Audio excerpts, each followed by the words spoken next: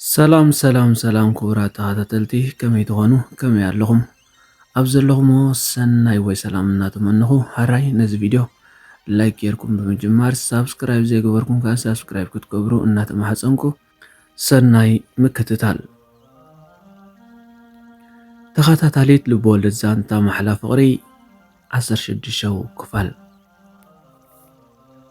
ካብ ዝሓለፈ ሳሙኤል ሓዋ በተን ኣቦኦም ሰደደሎም ተረፍ ገንዘብ ምስ ሓደ ደላሊ ተሰማሚዑ ነፍሱ ቀጥቀጥ እናበሎ ከይተዋሕጠሉ ድሌታ ከማልእ ሓንቲ ሓፍቱ ተጸሊላ ኣብ ዘይሓሰበቶ ከይትወድቕ ብምባል ነቲ ናይ ጥፍኣት ጸላም መንብሮ ዝኾነ ስደት ደጊፉ ክየስ ምረል ክበሊ ትልኡል ፈጣሪ ዲያና ሓፍተይ ቻው በለ። ቦርሳ ኣሰኪሙ ኣብታ ምሸት ሕንቕንቕ ንብዓቶም እናፈሰሰ ተፋነዋ።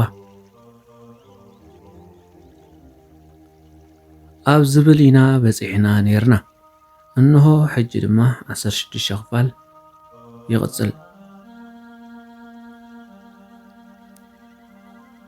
ባሕሪ ድሕሪ ኣንፈቱ ከይፈለጠ ነፍሰይ ኣውፅእኒ ዝተጓዕዞ ካብቲ ዝነበሮ በታ ኣይሱዚ ዓሽጉ ዝወሰዶ ልብያዊ ኣብ ካንሸሎ ገዝኡ ምስ በፅሐ ክፍታ ኣቢሉ ያላ ያንዝል በሎ።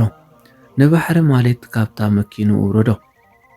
ባሕሪ ምስ ወረደ ከባቢኡ እንተረኣዮ ናይ ስራሕ ዕድል ዝተኸፍቶ ይመሲልዎ። ብውሽጡ እውን ብዙሕ ኣስተንፈሰ።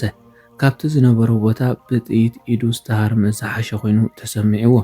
ብኣንጻሩ ግን እንዳ መስተን ሓሸሽን ነይሩ እቲ ቦታ። ዲያና ድማ ምስ ሓዋ ብንብዓት ፊቕፊቕ እናበለት ኣብታ ምሸት ትደላሊ ቦርሳ ተሰኪሙ ኣንፈት መገዲ ጉዕዞ ሱዳን ምስ ኣምርሑ ሳሙኤል ሓዋ ድማ ክልተ ኮይኑ ብምኻዳ ክተዓስ ጀመረ። ዝዓቕመይ ሓጊዘያ እንዴ ወላ እኳ እንተበለ ሕልንኡ ግን እሞ እቶም ስድራኸ በዲልካዮም ብዓብኡ ነፍስኻ በይንኻ ክትነብር ይሓይስ ስእነት ፍቕሪ ስድራ ከቢድ እዩ ይብሎ ነበረ። ብዛዕባ ጉዕዞ ዲያና እናተጣዓሰ ድማ ተሸቑሪሩ ሓደረ። ኣደይ ብርነሽ ዳሽደን ባሕሪ ወደን ጠፊእወን ነቲ ሻቕሎትን ሽግር ገዘአን ፊት ንፊትን ብተስፋ ገጢሞኖ ኩሉ ነገር እውን ናብ ፈጣሪ እየን ኣወንዚፈኖ። ጻዕዳ ነፀለአን ተወንዚፈን ናብ ቤት ኣምላኽ እናተመላለሳ ወትሩ ጸሎተን ምስዕረጋየን ኣብ ዓለም ፀፅሑፍትኻ ከም ተልዕል እውን ብሩህ መጻኢ እዩ ንዐአን። ነዛ ጸላም ጎልቢብዋ ዘሎ ስድራ ጽባሕ ኣብ ልዑል ደረጃ በፂሓ ምቁር ህይወት ከም ትሕልፍ ይረአየን እዩ። ግን ከዓ ኣነ ብህይወት ከለኹ ይኹነለየን ዝብላ። ምክንያቱ ደቀን ካብ ባሕሪ ጀሚርካ ክሳብቶም ዝነኣሱ ኣብ ልዑል ደረጃ ክበፅሕለን ወትሩ ምስ ተመናያየን። ዲያና ከዓ ጉዕዞ በዲሃቶስ ኣብቲ ትምነዮ ቦታ ናይ ሱዳን እኳ በፂሓ ነዛ ከም ዕንቆ ፀቢባታ ዝነበረት ስግሮዶብ ኣብ 24 ሰዓት ምእታዋ ኣዝያ ተገሪማ። ለካ ዝምስላ ገሊኡስ ሓቂ ይበለት። ሓደ ካብቲ ጥቕሲ ምስ ጉዕዞኣ ሓቂ ኮይኑ ዝረኸበቶ ገንዘብ እንተሎ ብሰማይ መንገዲ ኣሎ ዝብል ትሰምዖ ዝነበረት ቅጅል ኢልዋ። ንሓዋ ሰላም ኣትየ ኸይበለት ግን ዳሃይ ባሕሪ ምጥያቕ እዩ ሓሲምዋ።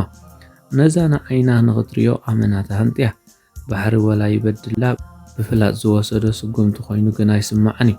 በቃ ብኸመይ ባሕሪ ልበይ ይረኽቦ እምበር ካልእ ኣይነበረን ኣብ ርእሳ። ኣጀማምራ ፍቕሮም እዩ ወትሩ ዝረኣያ።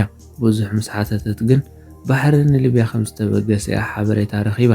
ገዛኣ ግን ናይ ዕድል ነገር ማለት እቲ ዘምፃ ደላሊ ኣብ ከምኣ ዝኣመሰላ ኣዋልድ እዩ የእትይዋ።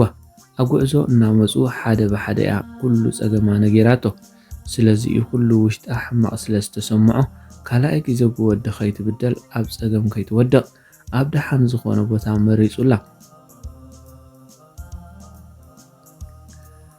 እምበርከስ ዲያና ኣመና መጫወቲ ስለ ዝኾነት በቲ ስሩዕ ኣስናና ፍሽኽ እናበለት ማንም ወዲ ተባዕታይ ትማርኽ። ይኹን እምበር ብዘይካ ባሕሪ ሰብ ዘሎ ኮይኑ ኣይስማዓን እዩ። ብዝኾነ ግን ሓሳባ ፍርቁ እዩ ሰሚሩ። ኣማራፂ ስለ ዘይነበራ ከዓ ቅድሚ ናብ ሳሙኤል ሓዋ ናብ ስድራ ሚስኮል ገበረት እሞ እቲ ኣብ ውሽጣ ኮይኑ ዘሳቕያ ነገር ከመይ ጌራ ከም ተረድኦም ሕርበት እዩ ኢልዋ። ባሕሪ ድማ ይሓይሽ ተበልኩ መሊሱ ዝገደደ ኣብ ዘይሓሰቦ እስር ቤት ውትፍ ኣቢሎሞ ከም ዝደለዩ ጥራዩ ዝብል ህይወት መቐረት ኣልበያ ኮይናቶ ካብ ሰዓት 8 ናይ ምሸት ክሳብ ፓዱስ ዘሎ ግዜ ከም ዛኸል ብዩ ተዓፂፉ ዝድቅስ ኣብ ሓንቲ ረቡዕ ኩርናዕ ካብ ውሽጣ ማዕፀኣ ዝፅብቕ ተኣሲሩ ይሓድር ፓዱስ ምስ ኮነ ድማ ክፍት የብልዎ እሞ ሽንቲ መሊእዎ ዝሓደረ ቆራፅ ጎማ ሒዙ ከዓ ናብቲ ሸቓቖም ይኣቱ ድሕሪ እዚ ቁር ፓስታ ገለ ምስ ሓንቲ ነዋሕ ባኒ ይምሳሕ ከም ወትሩ ስርሑ ዘትሓዝዎ ድማ ሓሽሽ ካቲካላት ቀንዲ መግቦም ምብዓጥ እዩ ነይሩ እቲ ሓንቲ ዝነበረቱ ዕድር ግን ቴሌፎን ንምድዋል ናፃ እዩ ምክንያቱ $5,000 ገንዘብ ንዝበልዎ እንተሓዊሉ ክሳድዎ ምዃኖም እዮም ነጊሮሞ ግን ካበይ ይምፃእ መን ይኽፈለሉ ከም ወትሩ ሰዓት 8 ሰዓቱ ምስ ኣኸለት ከዓ ኣብታ ኣንደር እዩ ዝኣቱ ሞት ንባሕሪ ሓላል እዩ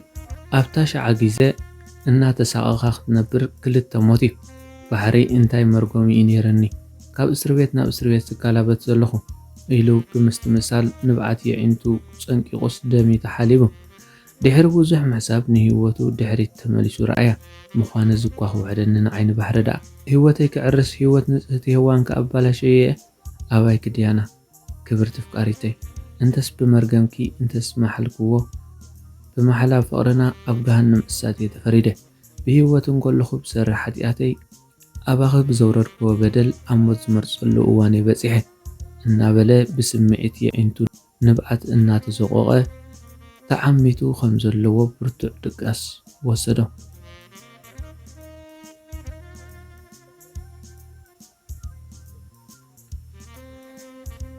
ሰላም ከመይ ፀኒሕኩም ክቡራት ተኸታተልቲ ሕራይ እምበር ናይ ሎማዓንቲ ዝነበረት 16 ክፋል ነዚ ትመስል ነይራ ንስኹም ከዓ ነዚ ቻነል ሳብስክራይብ ክትገብሩ የዘኻኽረኩም ኣብ ዝመፅእ 17 ክፋል ሒዘልኩም ዝጋብ ዝመፅእ ከዓ ሰላም